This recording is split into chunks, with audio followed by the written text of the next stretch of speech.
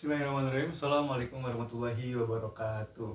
Baik, selamat pagi teman-teman. Gimana kabarnya? Semoga baik-baik aja ya. Semoga semuanya sehat dan semoga semuanya baik. Balik lagi sama aku, Abdul Azam Muzamil, di dalam Grammar Sederhana. Kayak di pertemuan sebelumnya kita udah membahas tentang part of speech. Menyenggol sedikit aja ya. Kita sudah sempat menyebutkan beberapa jenis-jenis type of part of speech, sorry. Oke, dalam part of speech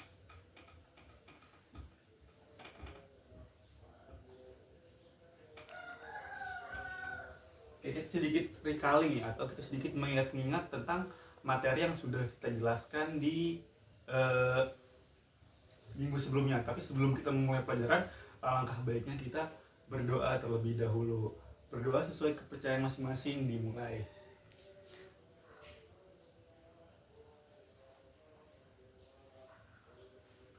Oke, berdoa selesai. Oke, kita sedikit mengingat-ingat tentang materi yang sebelumnya. Kita sebutkan ya, tentang part-part apa aja yang ada di part of speech ini. Ada berapa? Iya betul, ada 8. Oke, yang pertama ada apa? Ada noun. Apa itu noun? Noun itu adalah kata benda yang merujuk kepada orang, hewan, terus tumbuhan dan benda mati lainnya. Jadi noun itu bahkan bukan cuma benda yang bisa dipegang aja, tapi juga perasaan, ada emosi, itu noun juga. Contohnya apa? Contohnya kayak cat, terus man, terus apalagi ada plant. Nah, ini semua adalah noun ya. Dan kalau kita gali lebih dalam lagi, sebenarnya bakalan banyak nih di part-part of speech ini, pengertian, terus ada type-type-nya lagi, akar-akarnya bakalan panjang banget. Tapi untuk yang kemarin itu kita ambil dasarnya aja. Selanjutnya setelah noun ada pronoun. Pronoun itu apa? Pronoun itu adalah kata ganti dari noun itu. Jadi kata ganti dari benda atau objek yang noun ini ya. Contohnya apa? Contohnya ada Ayu Dewi. Ayu Dewi.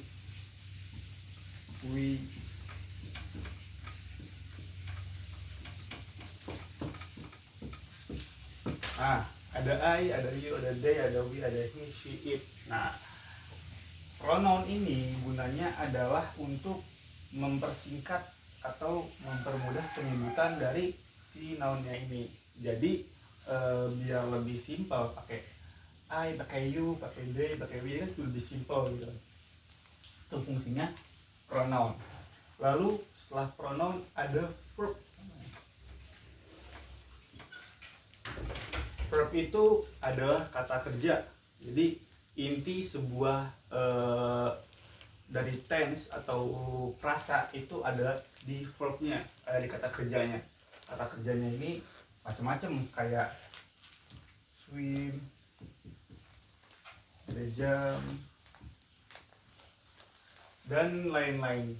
Dan di verb ini juga banyak banget yang kita kenal, kayak ada past tense, ada present tense, ada past present, perfect past tense. Nah, tapi yang kita buat contoh agar lebih mudah, kita pakai verb 1 aja. Jadi yang biasa. Setelah verb kita tahu itu ada yang namanya adjective.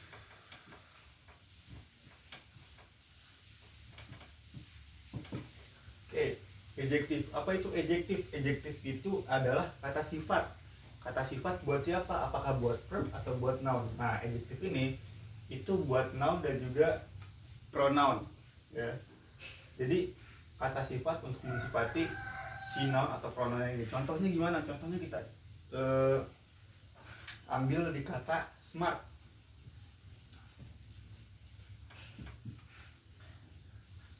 Sentence-nya itu misalnya kita coba di The boy is smart. Jadi anak laki-laki itu pintar. Oke. Kan smartnya itu merujuknya itu ke si boynya ini. Jadi anak laki-laki itu pintar. Pintar siapa yang pintar? Ya, anak laki-laki. Makanya karena anak laki-laki ini adalah noun, jadi sifatnya ini ya buat si noun itu. Kalau misalnya pronoun gimana? He is smart. Ya, dia itu pintar. Kan he-nya itu kan pronoun. Nah, jadi adjektif itu dia khusus untuk noun dan juga pronoun. Nah, selanjutnya setelah adjektif kita tahu adverb.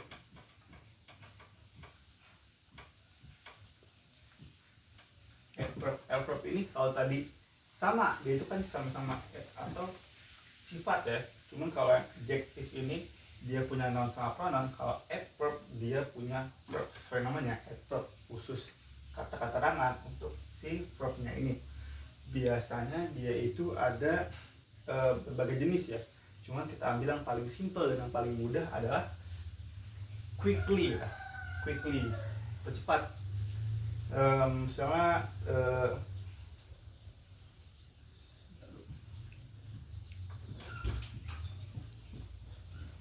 quickly. Coba, the girl runs quickly.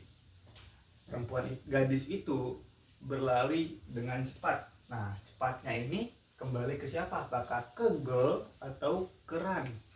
Tentu ke run ya, karena sesuai konteks bahwa ada verb dan setelah verbnya itu ada kata keterangan yaitu quickly. Itu khusus untuk verb atau kayak sebut adverb. Jadi kata keterangan untuk menjelaskan bagaimana verb itu bekerja. Misalkan kalau tadi the girl runs quickly, runs-nya itu kan dijelaskan dengan cepat. Berarti si anak perempuan ini lari cepat, bukan si anak perempuannya. Jadi walaupun ya pelakunya si anak perempuan, cuman quickly-nya ini merujuk khusus ke verb-nya. Oke.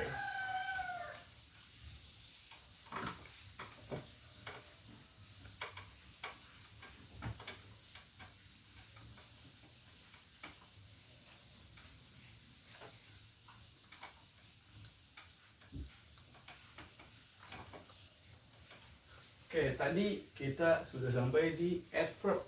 Lalu ada yang namanya preposition.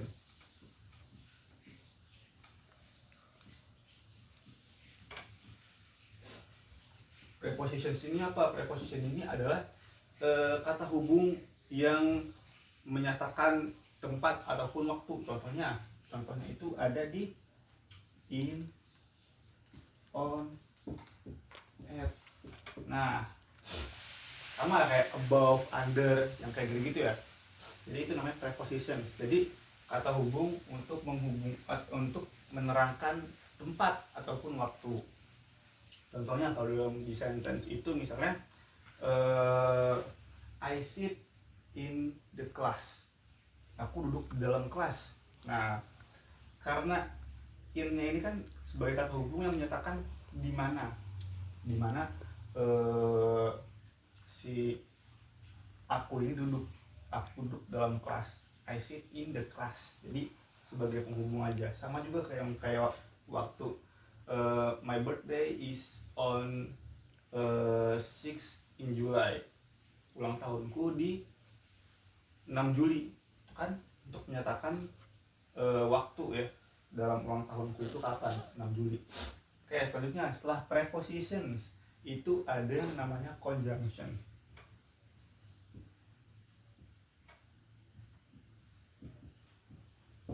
Oke, conjunction ini sama kayak prepositions, cuman dia ini lebih ke umum sebagai kata penghubung biasa. Jadi kan kalau prepositions ini dia menunjukkan posisi, entah itu tempat ataupun juga waktu. Kalau conjunctions ini hanya sebagai kata hubung, contohnya and, terus but, terus or. Nah, jadi conjunctions ini bisa menghubungkan berbagai jenis kalimat atau frasa. Bisa jadi kata positif dengan kata positif kayak and, terus ada kata positif dengan kata negatif kayak but, atau mungkin dibalik ya, negatif dengan positif. Lalu juga ada negatif dan juga negatif pakai and juga bisa. Di conjunctions ini fungsinya dia itu hanya sebagai penghubung kata biasa ya. Jadi bukan untuk menjelaskan tentang tempat ataupun waktu. Walaupun nanti kalau kita gali lebih dalam lagi, itu bakal menjelaskan tentang bagaimana katanya itu, dua kata tersebut bakalan berhubungan, entah itu sama-sama positif sama-sama atau negatif positif. Itu nanti ditunjukkan dengan si conjunctionnya ini. Oke. Selanjutnya setelah conjunctions itu ada kita kenal interjections.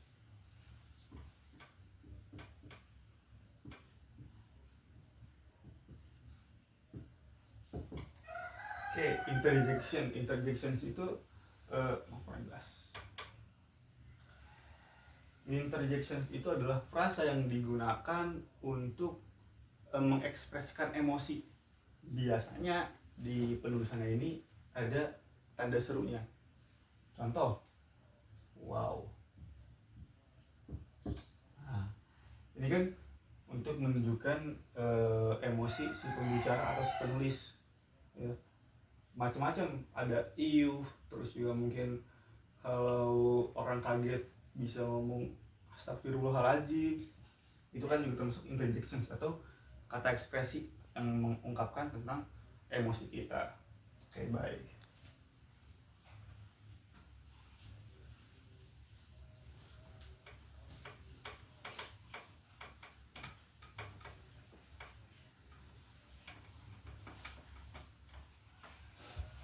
Oke, kita udah mengerikaling nih, sudah mengingat-ingat materi yang sudah kita singgung di pertemuan sebelumnya. Selanjutnya saya ingin menjelaskan lebih dalam tentang macam-macam yang sudah tadi saya jelaskan, mulai dari noun, terus pronoun dan lain-lain. Tapi untuk pertemuan hari ini saya khususkan untuk membahas noun.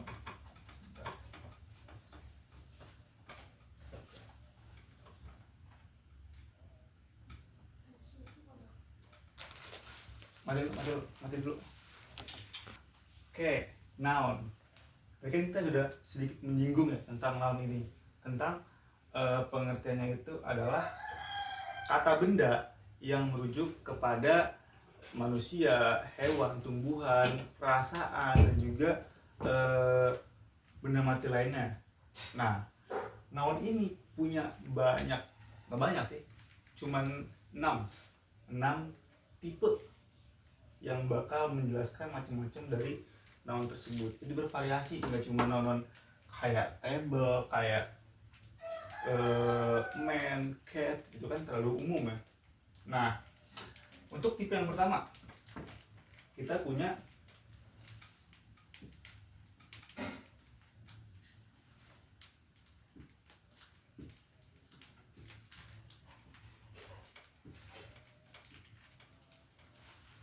common and proper noun. Ini nggak tulis n soalnya sempit ya, di koma aja. Oke, common itu kan, ini mungkin sudah dapat bayangan-bayangan tentang dua jenis noun ini. Ada common, ada proper. Common, proper. Common itu umum, proper itu artinya lebih siap atau mungkin lebih spesifik kalau dalam konteks common dan proper. Di dalam common kita tahu bahwa ini intinya adalah tentang general atau umum. Jadi kata benda yang umum. Penjelasannya itu atau definisinya, common noun itu adalah kata benda yang masih umum atau general. Jadi misalnya ada kota, city lah, kita coba city, terus man,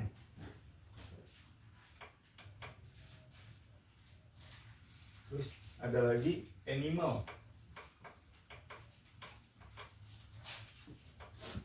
Kan ini kan masih umum atau konteksnya itu masih terlalu luas. City, I live in that city. Where? Kan kita nggak tahu kan kotanya itu, tempat dia tinggal itu di mana, apakah di Batam, apakah di Medan, apakah di Jakarta. Terus juga sama kayak man, I hate that man, aku benci sama pria tersebut. Pria yang mana, siapa, kan kita nggak tahu karena dia itu masih menggunakan common noun atau kata benda yang general. Beda kalau kita menggunakan proper. Nah, kita jelaskan tentang proper. Proper noun itu adalah kata benda yang lebih spesifik, jadi kebalikan dari si common ini. Proper noun itu contohnya kayak, kita ambil dari 3 contoh ini ya. Ada Jakarta, kita ambil Jakarta, man, bisa kita ambil Arif. Animal, kita ambil cat. Kalau udah kayak gini, ini kan jadi lebih mengkerucut dari Siti ke Jakarta, dari Man ke Arif. Animal ada cat.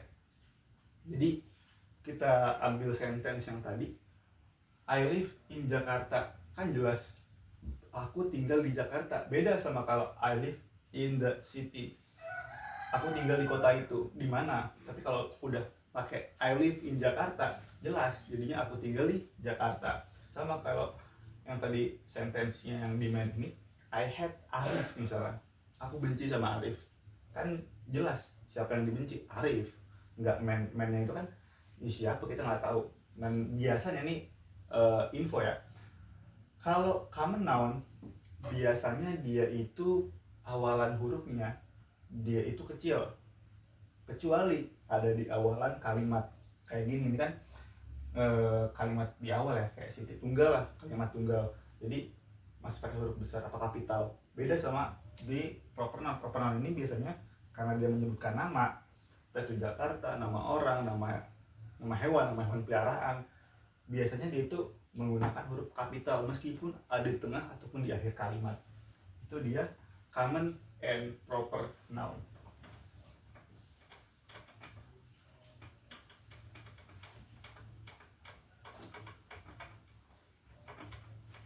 Oke, lanjut. Tadi ada common and proper noun, sekarang kita ada countable dan uncountable.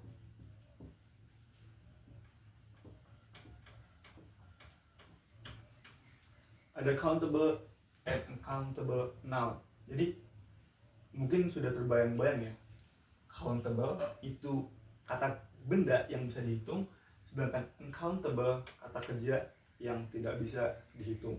Mungkin definisi simpelnya kayak gitu. Oke, kita bahas pertama yang countable noun. Countable noun ini kebagi jadi 2 lagi. Ada yang namanya singular, ada juga plural. Jadi karena kata bendanya ini bisa dihitung, jadi dibagi 2, ada yang tunggal, ada juga yang jamak. Nah, yang tunggal ini kita sebut dengan singular. Kalau yang jamak ini atau lebih dari 2, kita sebutnya plural. Untuk yang si singular ini biasanya kayak itu di awalannya itu kita pakai e dan en. E itu biasanya digunakan kalau huruf pertama si nonnya ini merupakan huruf konsonan, kayak C, kayak B, kayak D, kan huruf konsonan, biasanya pakai A, E untuk menyatakan sebuah. Kalau penggunaan en biasanya digunakan kalau si nona ini huruf awalnya ini adalah menggunakan huruf vokal kayak A, I, U, E, O, kayak gitu ya. Contohnya kayak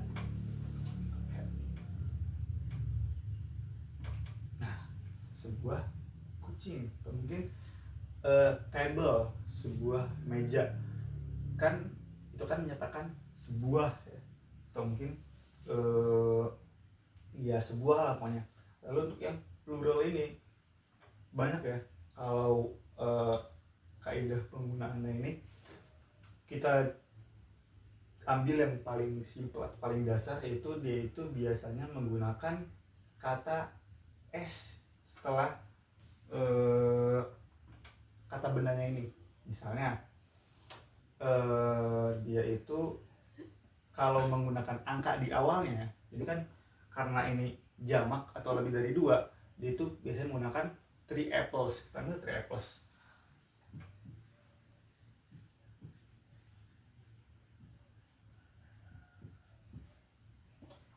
Nah, karena dia ini menggunakan tiga, maka harus ditambahkan s setelah si noun-nya ini, setelah si apple-nya ini. Kan kalau dia singular, dia cuma bakalan cat aja. Tapi kalau misalnya pakai angka atau pakai jamak atau pakai pluralnya ini, dia bakalan ditambah s di depannya. Three cats, three apples. Nah, bagaimana kalau si noun-nya ini di akhirannya itu sudah ada s-nya? Nah, itu bakal lebih mengkerucut lagi ya, bakal lebih mengakar lagi. Misalnya kalau paling simple, paling basic teller itu, kalau misalnya di belakang si nounnya ini sudah pakai s, dia itu bakal diganti jadi ies, ies ya. Mungkin teman-teman bakalan nemuin beberapa kasus ya yang kayak gitu, cuman nggak mesti melulu kayak gitu, karena bakalan banyak dan mengkerucut lagi. Tapi karena kita membahas simpelnya aja, ya kayak gini. Kita ambil yang nggak pakai s di belakang nounnya itu ya. Lalu selanjutnya ada uncountable noun. Uncountable noun ini dia itu yang nggak bisa dihitung. Biasanya dia itu pakai some, any, is, yang kayak gitulah. Some dan any. Kita bilang paling simpel aja, some dan any. Kan dia ini kan nggak bisa dihitung. Jadi meskipun sedikit atau mungkin banyak, dia itu nggak terhitung sama angka. Beda sama countable, meskipun banyak dia masih bisa dihitung. Tapi kalau nggak uncountable, dia itu udah nggak bisa dihitung. Kayak pasir, kayak cinta. Misalnya kita ambil paling umum, I love you so much. Nah, kayak mas lah. Kan kita kan nggak bisa ditakar kan, cintanya ini seberapa banyak, 1, 2, 3, nggak bisa diangkain. Kayak di countable pakai much, dia itu berarti udah nggak bisa dihitung lagi, much. Dan untuk dua konteks ini sebenarnya penggunaan some and any itu bisa juga digunakan ke countable dalam beberapa konteks tertentu. Itu disebutnya dengan mixed noun. Tapi karena jarang banget keluar, jarang banget digunain, maka kita bahas yang dua intinya aja, countable and uncountable noun. Oke, udah jelas ya. Jadi much itu uncountable itu yang kata bendanya itu nggak bisa dihitung. Kayak pasir, sand itu kan kita nggak bakal menghitung per butir kan. Jadi there are so much sands in my boots. Ada banyak pasir di dalam sepatuku. Itu kan udah much. Jadi meskipun nggak terlalu banyak pasir, kita tetap bilangnya itu much atau banyak.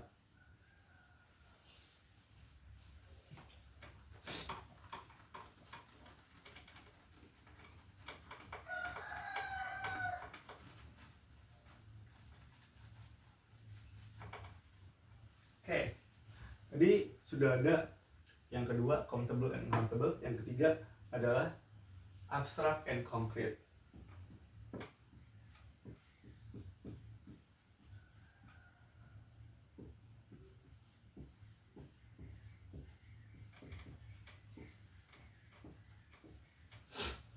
Oke, abstrak dan juga konkret. Kata kerja abstrak dan juga kata benda, kata benda abstrak dan juga kata benda konkret. Mungkin sudah sedikit dapat gambaran ya, abstrak itu yang nggak jelas, sesuatu yang nggak bisa digapai, sesuatu yang bentuknya itu kita nggak bisa membayangkan, kayak perasaan, emosi, terus juga paham. Beda sama konkret. Konkret itu suatu kata benda yang dia itu bentuknya jelas, ada, bisa dirasakan sama panca indera kita. Itu konkret noun dan juga abstrak. Contohnya apa di abstrak? Di abstrak itu kita coba happiness.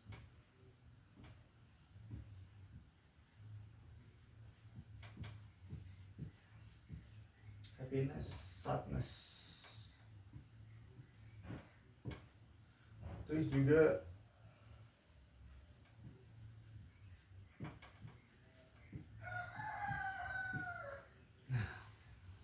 ada happiness, ada sadness, ada capitalism. biasanya dia itu ada ciri khusus ya, ada banyak. Cuman kalau yang kita ambil di sini ada nes dan juga ism. Biasanya yang di akhirannya ada kata ini yang digaris bawahi, dia itu merupakan abstrak noun atau sesuatu yang kata benda yang dia itu nggak bisa kita pegang, nggak bisa dirasakan dengan panca indera kita. Happiness senang, sadness sedih, terus juga capitalism itu paham. Jadi abstrak, bentuknya nggak ada kecuali dalam pikiran kita. Jadi menunjukkan emosi, menunjukkan paham yang ada pada manusia. Beda sama konkret. Konkret ini lebih simpel dan paling gampang karena dia itu bakalan umum banget ya. Konkret itu kan bisa ngambil dari yang tadi contoh pertama, ada common, ada proper. Itu kan juga konkret noun. Karena apa? Karena dia itu bisa dipegang, walaupun nggak semua common and proper itu juga termasuk konkret noun. Contohnya apa? Contohnya kita ambil table, terus karpet.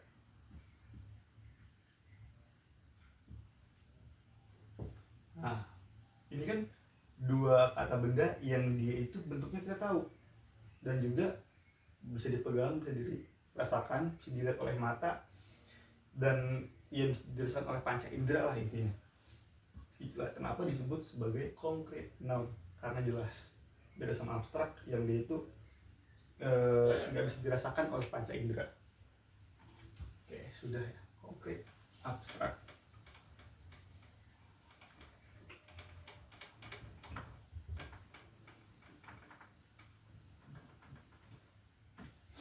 Selanjutnya, tadi kita udah ngomongin abstrak, terus juga ada konkret. Nah, yang ini adalah yang keempat.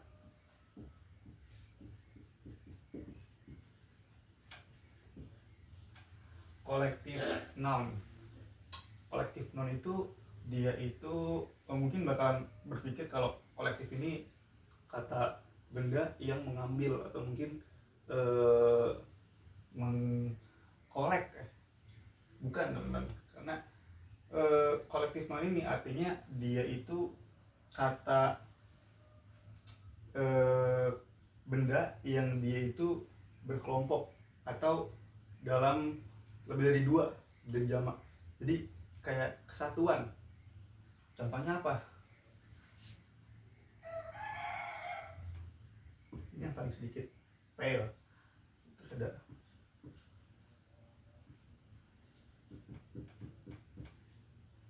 ada commit, terus ada army.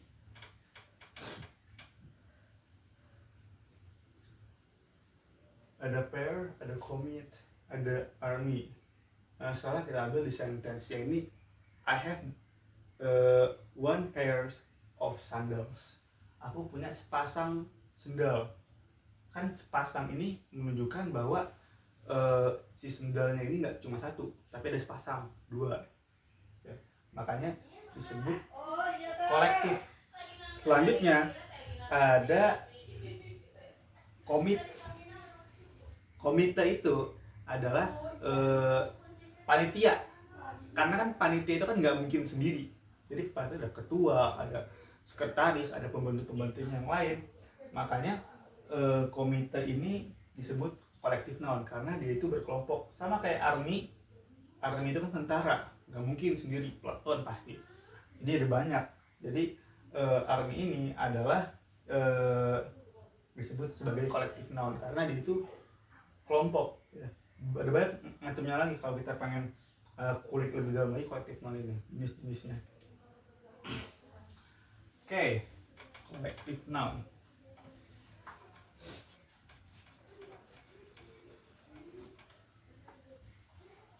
Oke, selanjutnya itu ada noun phrase. Maaf.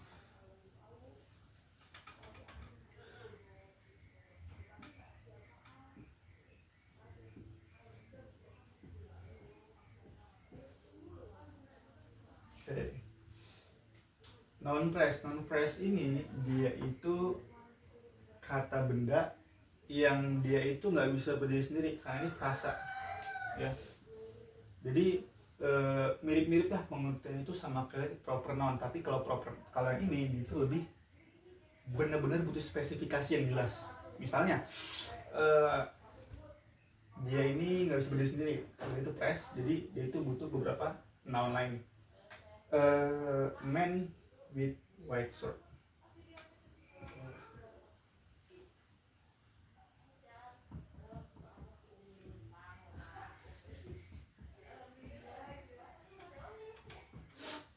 A man with white shirt ini kan walaupun sebenarnya sudah mungkin cukup jelas dalam konteks umum ya, tapi mungkin kalau misalnya ada orang sedang mencari individu lain di sebuah tempat yang ramai, tempat umum, terus orangnya ini ngasih ciri-ciri man with white shirt, kan banyak yang pakai baju putih, iya nggak? Makanya kita butuh ciri-ciri lain untuk mendeskripsikan si man-nya ini. Nggak cuma dengan white shirt, tapi juga dengan misalnya kita ambil dia itu punya janggut hitam.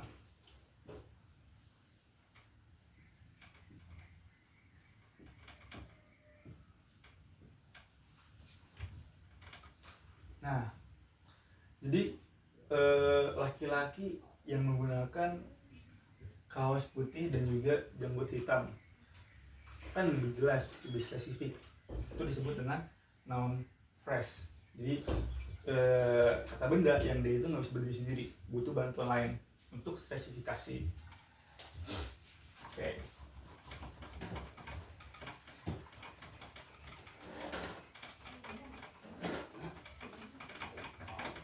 Oke, berlanjut. Ini yang terakhir, yang ke-6, yaitu collective noun. Collective noun. Mati dulu, Jin.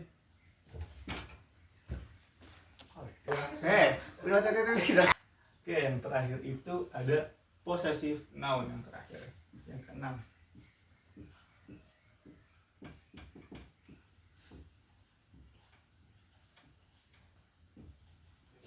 Oke, yang terakhir ada possessive noun. Nah, mungkin ini lebih mudah dipahami lagi karena ada possessive noun.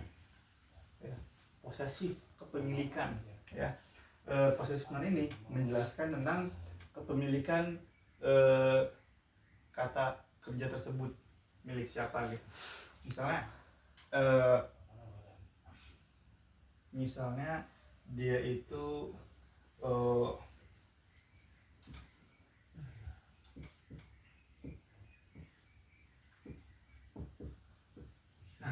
kita ambil contoh kayak gini, cat's fur. Nah, posisi itu terletak pada si S nya ini, cat's fur. Jadi bulunya ini milik siapa? Punya kucing ya. Jadi menunjukkan kepemilikan kata kerja setelahnya milik si noun yang sebelumnya yang punya si S ini. Terus bagaimana kalau kasusnya itu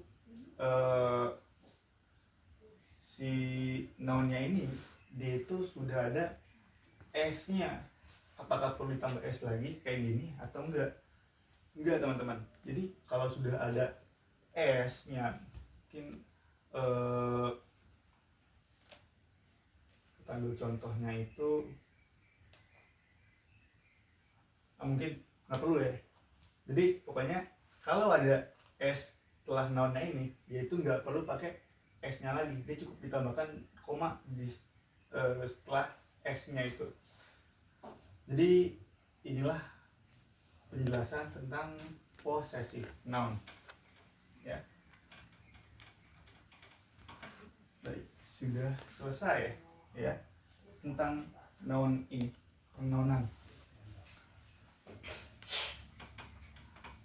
Mungkin jika ada hal yang kurang jelas, teman-teman boleh banget nih tanya di kolom komentar nanti ya. Dan untuk menambah keyakinan atau menambah pemahaman kita, aku bakal kasih 3 soal untuk menambah pemahaman teman-teman di rumah. Oke. Enggak lah, jangan 3.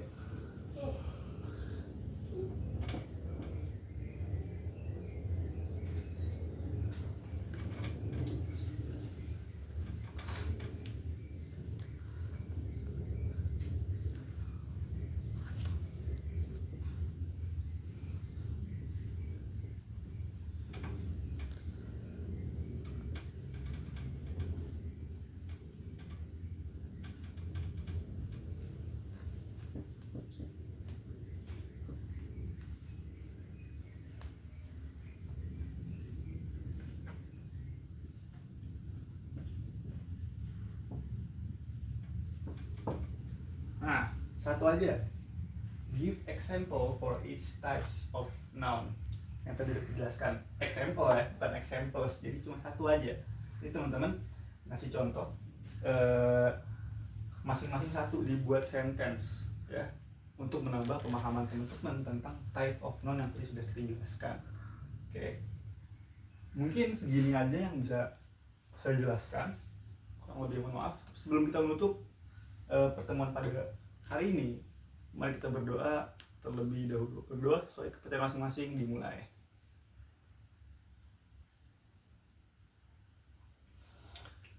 Baik, berdoa selesai.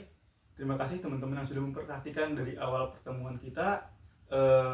Kurang lebih mohon maaf. Dan terakhir dari saya, jangan pernah lelah letih untuk belajar, karena nikmatnya istirahat, nikmatnya roh itu terasa setelah lelahnya bekerja. Sekian dari saya. Assalamualaikum warahmatullahi wabarakatuh.